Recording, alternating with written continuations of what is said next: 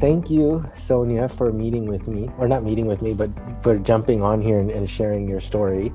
Um, for those of you who are watching this, we are talking to Sonya Morgan, who is one of our clients, and she had this incredible story of how she went from $15 an hour to 200,000 in total comp in over 5 years. And I just wanted to bring her on here for her to share her story and what she learned and how she did it and what she would advise anyone else who's kind of in her situation.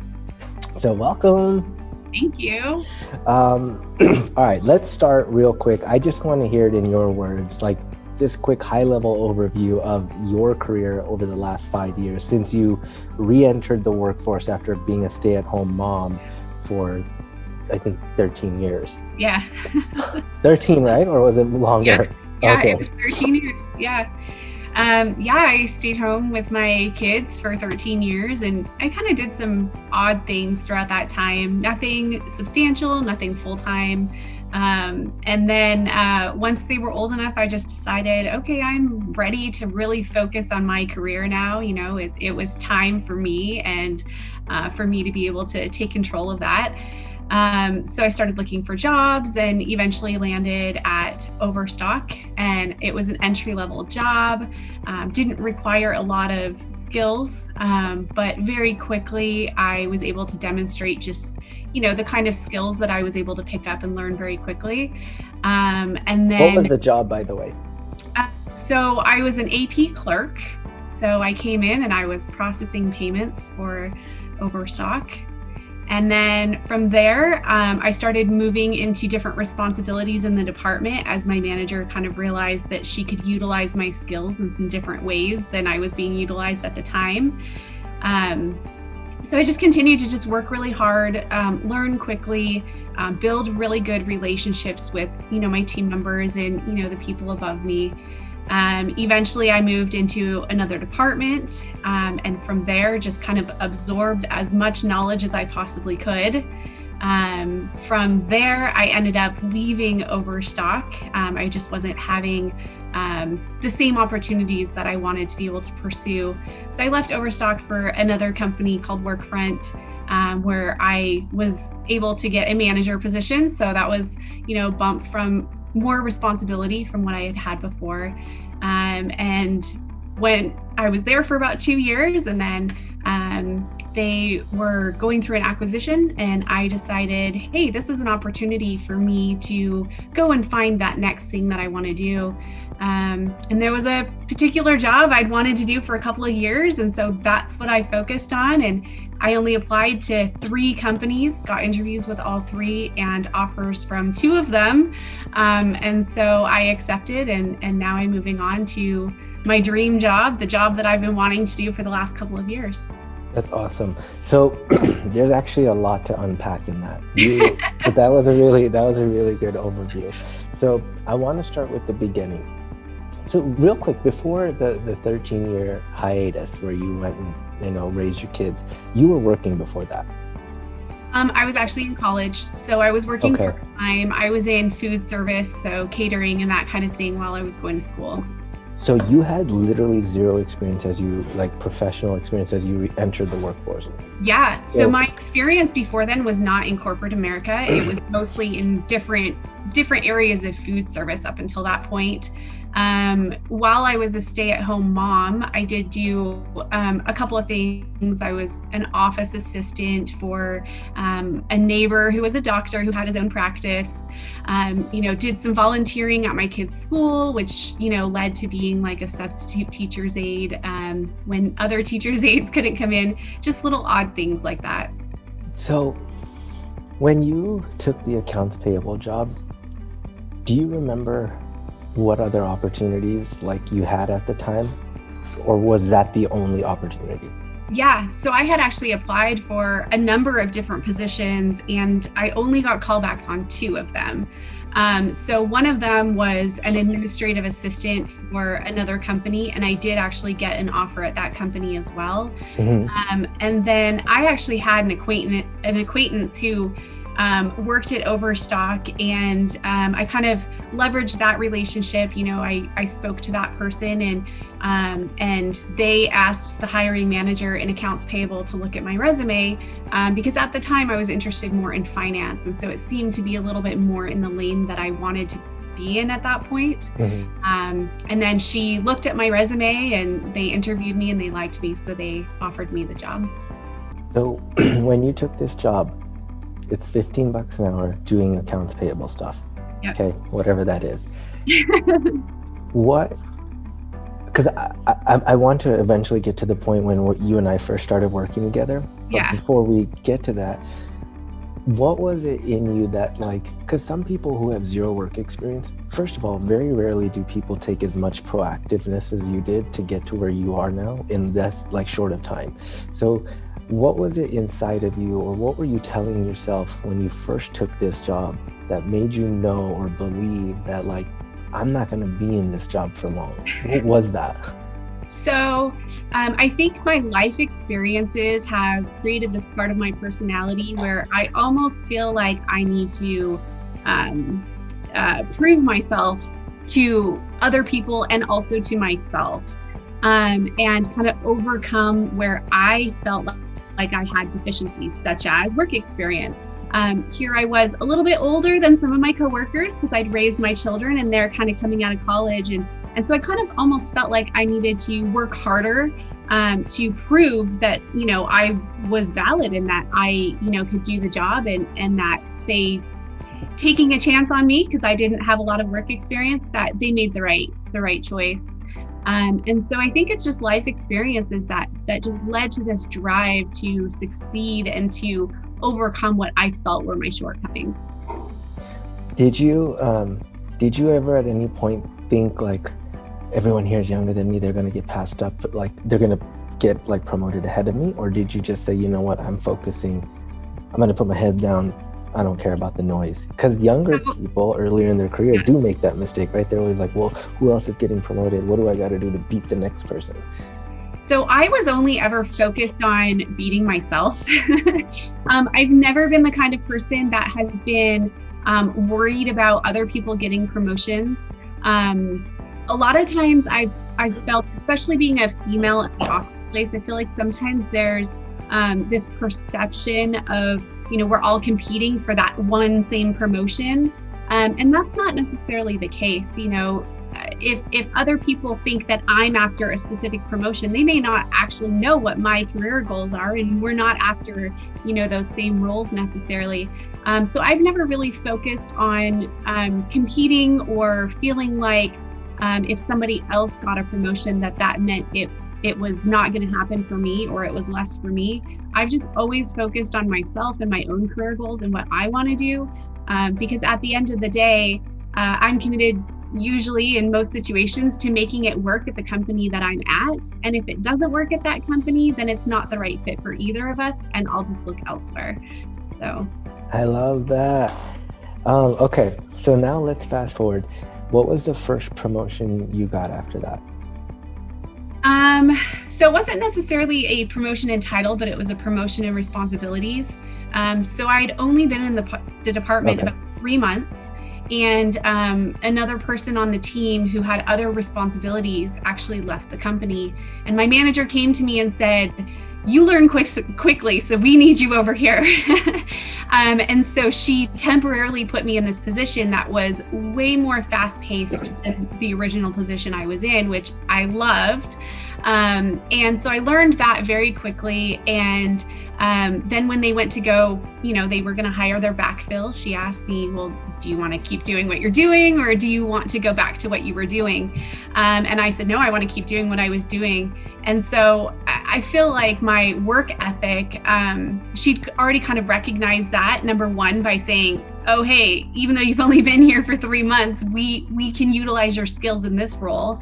And then also, once I demonstrated again that I could, do the things that she needed me to in a new role, I got the opportunity to choose which role I actually wanted to stay in. Oh, nice. And what'd you end up choosing? So I ended up staying in the new role because it was a Okay. lot more fast paced and a little bit more my speed. I like to keep busy, and the other role was, had a lot more downtime. So what was the next pay bump you got after the $15 an hour? When did that come in and what was that? So the first one was annual raise, Okay. which my manager actually told me, again, I hadn't even been there a year. And when she sat down to tell me what my raise was, dollar amount, it wasn't significant. When you're making hourly, it's, tiny little increments. However, she did let me know that out of everybody in the department, I was getting the largest raise. And Nice. so that was, again, huge validation that I was, working hard, and that she was recognizing that, because I hadn't even been there a year yet. hmm So when you and I first started working together, what was the position you were in? So at that point, I was working in payroll. So I was in accounts payable for about a year. And then an opportunity to join the payroll team came up, and I applied for that internal position, interviewed, and went over there. So I'd been working in payroll by the time I met you, and you started working at Overstock. And so when we started working together, you wanted to go after, like, now it was like a manager role on the HR, or no, it was an analyst role on the HRIS team, right? Yeah. Okay. And initially you had a lot of hesitation because, and I remember how, like, when we first started working together to where you are now, you're like, first of all, I feel like your confidence is through the roof too. Just like, I don't know, it just feels like you know where you're going and why you're going there. And I think at that time, it felt like you were very hesitant on, like, I don't know what the right word is. It felt like you were hesitant in causing too many ripple effects by trying to leave your job to go to this other job within the same company, right? Yeah. So talk quickly about that, and then what was the advice that I gave you that you were also really hesitant on, but then you did it, and what'd you learn about that? Yeah. So, so you're right. I don't like causing, a stir or anything like that. And there was also some, unfortunate political things that were going on between the team I was on and the team that I wanted to be on. And so I was trying to navigate all of that. And I wasn't at the point yet where I understood how important advocating for myself and my career was. I was still working under that the old idea that, like, the harder you work, eventually, these promotions will just come to you, and all you have to do is work hard, and that'll happen. And unfortunately, that wasn't happening. And I was timidly kind of bringing it up in a roundabout way to managers and things like that. And that wasn't really working. And then when you and I first connected and we started kind of discussing these things, one of the first things you asked me to do is to go and invite one of the executives to lunch, which I was not keen on. I had, some associations with the executive, and they were really nice and somewhat approachable, but in my perception at that time, they were less approachable than they ended up actually being. So did you take them to lunch? Yes. Okay. And who would you take, the CFO? No. So at that point, it was the vice president of Oh, that's right. People care. Yeah. Okay. Yeah. And when you did that, what did you guys discuss? And then how did that start changing your perception of, like, so talk about that. Honestly, we didn't even talk about work things. We were just talking about family life and different things that, we had in common.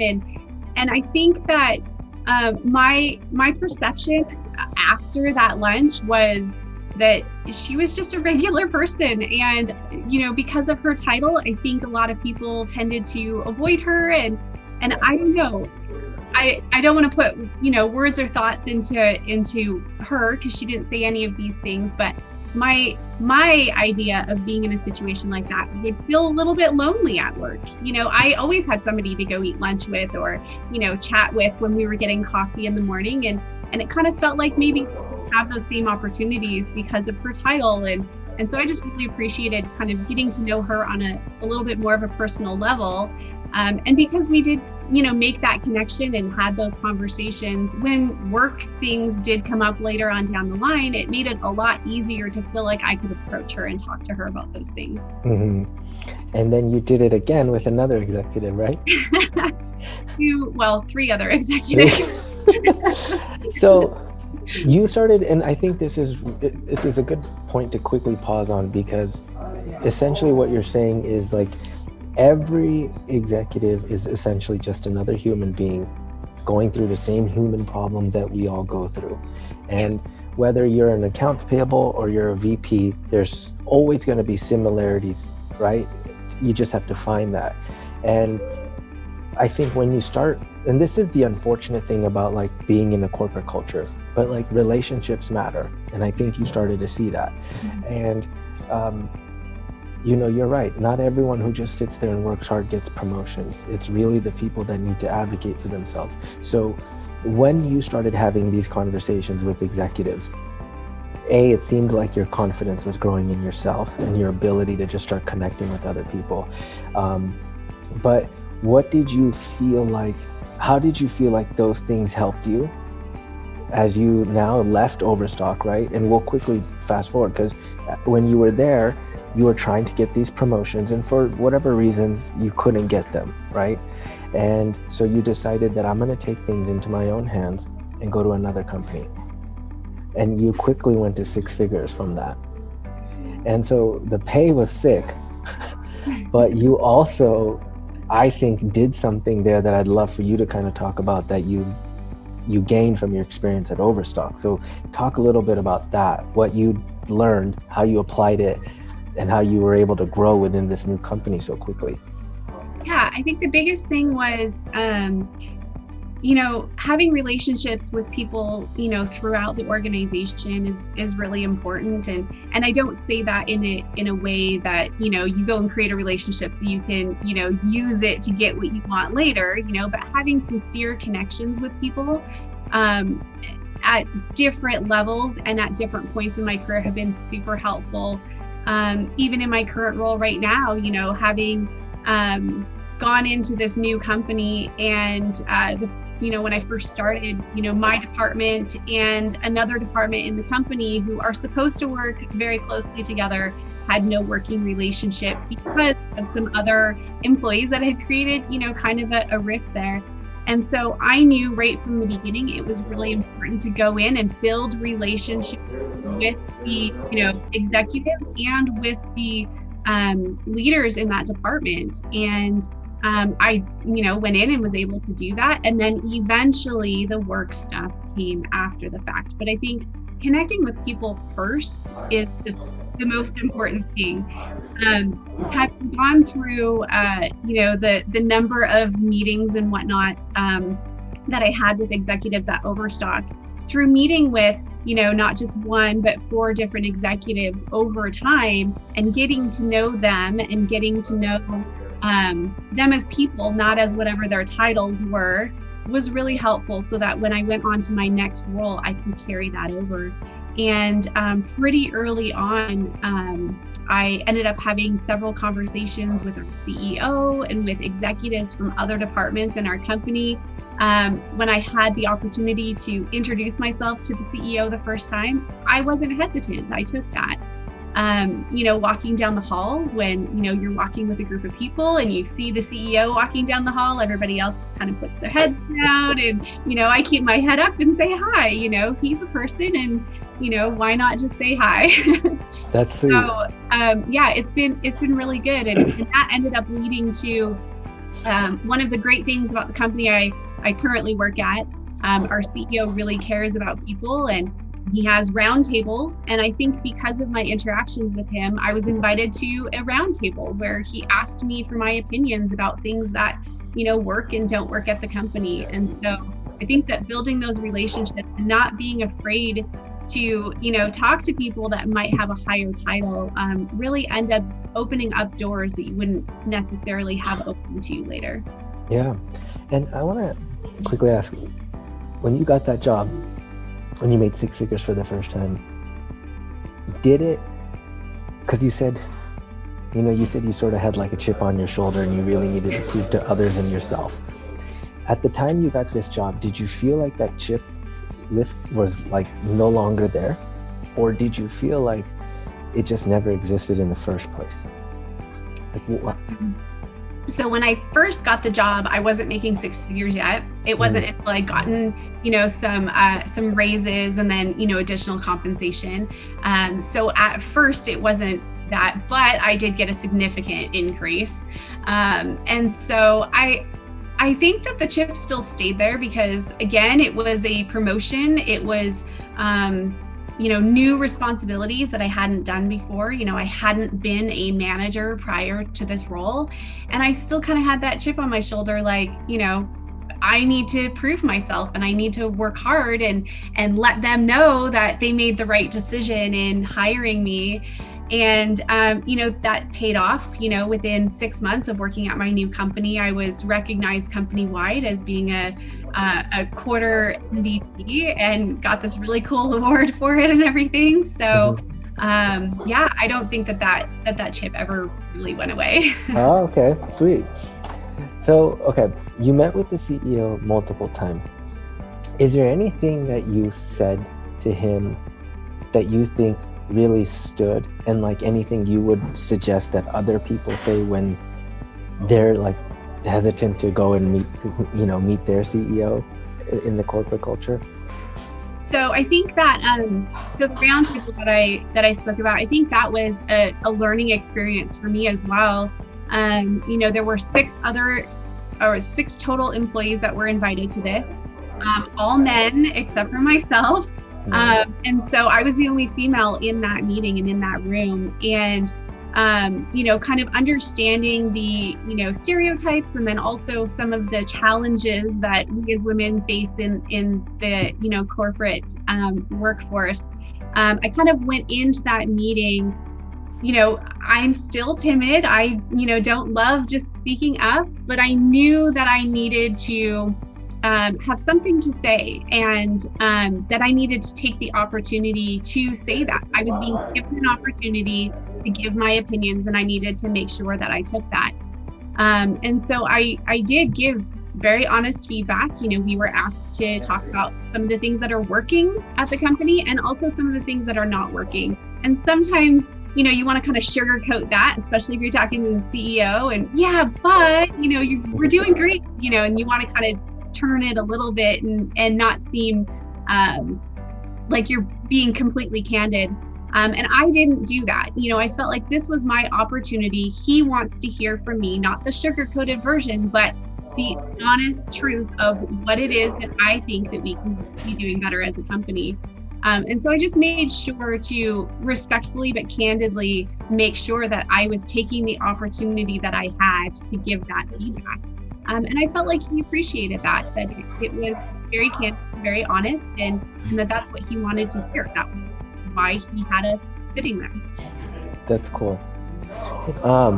And I do think that's important, right? Being able to voice your opinion, right? I mean, you did it when it was asked, but voicing your opinion, many people get scared of it. And it's on top of that, when you're the only woman in the room and you're voicing your opinion, did you feel like they respected it? Did you feel like it was well received?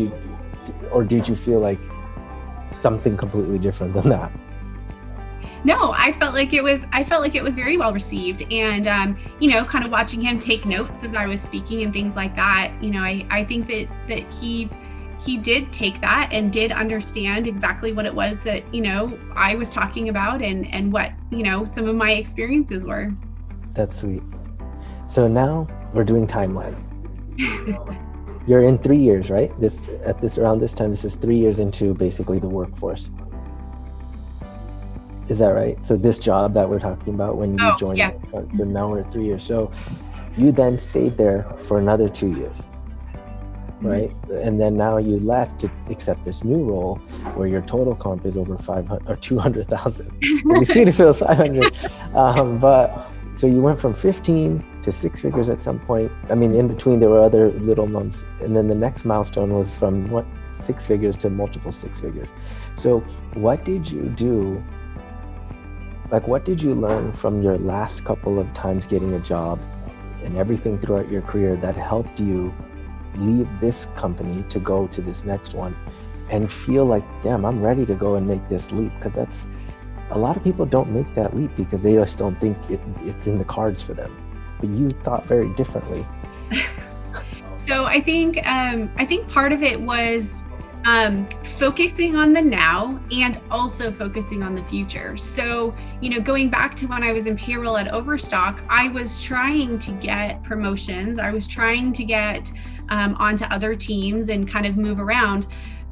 And so I was focused on that being the now, but I was also focused on the future, meaning I was picking up skills that I knew that I was going to need later on. And so it was kind of, understanding what I could control at the time and what I couldn't control, right? I could ask for promotions, but I couldn't control if I was going to get a yes to that. But I could control that I had the opportunity to learn additional skills. So I sought out a mentor that, was somebody who was very skilled in the area that I wanted to go. I leaned very heavily on him, asked a lot of questions, asked him what the things that I should focus on to get further in my career.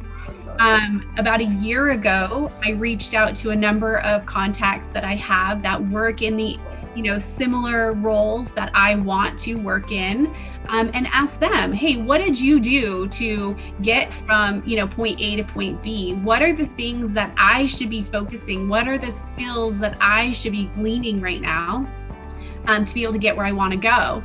I even connected with a recruiter at a company I was really interested in, and she ended up scheduling a call with me just to chat and find out why I connected and what my interests were. And then she asked me to send her my resume, and she gave me very candid feedback on some of the things that, some of the skills that it seemed like I was lacking based on my resume, and, those are the things that I should be focusing on.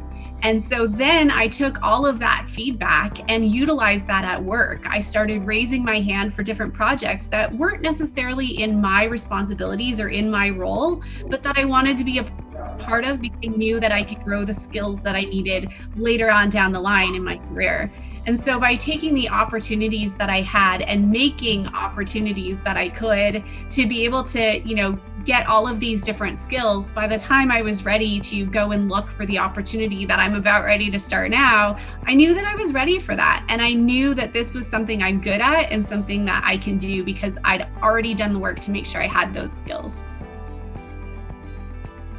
Wow.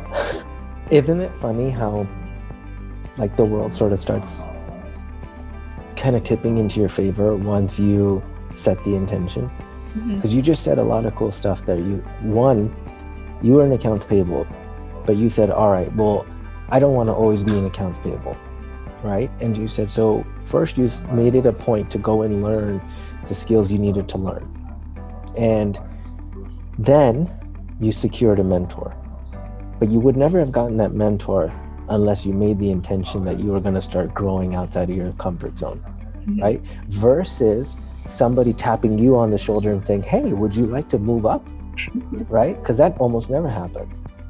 So then you said you got the mentor, and then you learned all of this stuff. And then you didn't even stop there. You started reaching out to people outside of the company who work in the roles you wanted to work in at some point. And they were very receptive in helping you. For no reason at all, they were just going to help you because you asked for it, right? Yeah. And then this random recruiter sets a time with you to speak with you and helps you for no reason also. Yep. And you're able to take away so many valuable lessons from that, which then you applied at work and you started taking on new projects. And it's almost like every single time you moved up, Sonya, you were doing the role that you wanted to move into.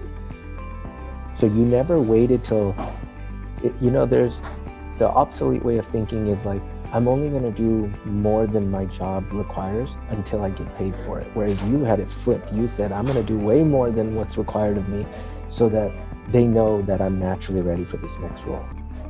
Is that right? Yeah. That's so cool. How do you feel today? Just talk about how you feel like in this 5-year journey, after 13 years of not working, after, what many mothers would probably perceive as a sacrifice that they made in their career. I'm honest, how do you feel?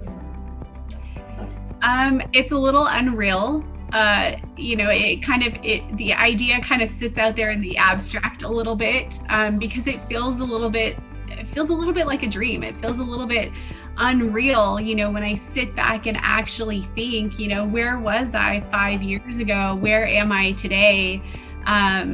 It's a little crazy to think that this is real life, and I made this happen. And I think I've gotten a lot of really good advice along the way, listened to a lot of podcasts, and, obviously had mentors. Career, were my career mentor, and then, somebody else was my skills mentor. But, just really being open to not only hearing the advice that people were willing to give me, but also step outside of my comfort zone. That was the biggest thing I think that, you especially pushed me to do, was to get outside of my comfort zone.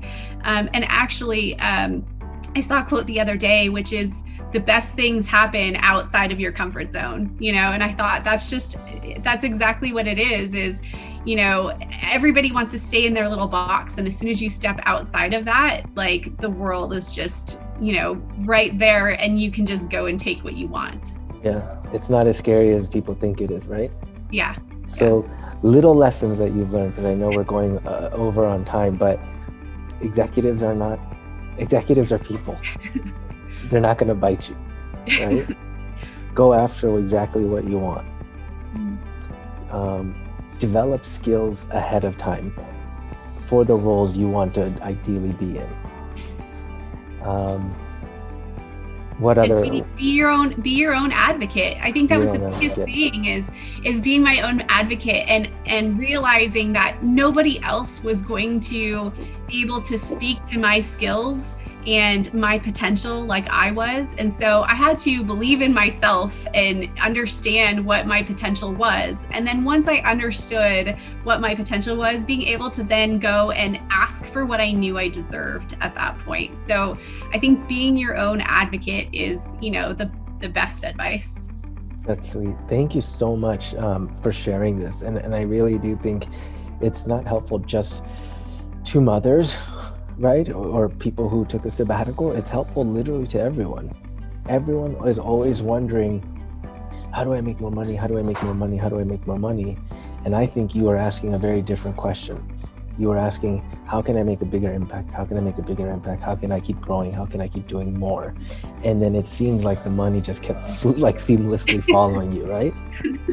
That's exactly what it was. I've never chased the dollar. I've always chased, what do I want to do with my time, and how can I be effective and have an impact on that? And the money just, was an added bonus to being able to do what I want. I love that. Sweet. Well, thank you so much. Anything else you want to share before we close? I don't think so. Okay. Well, thank you for doing this. And I look forward to seeing how many more journeys like the journey you're going to continue to go on. At some point, you're probably going to be a CEO somewhere, and you can hire me.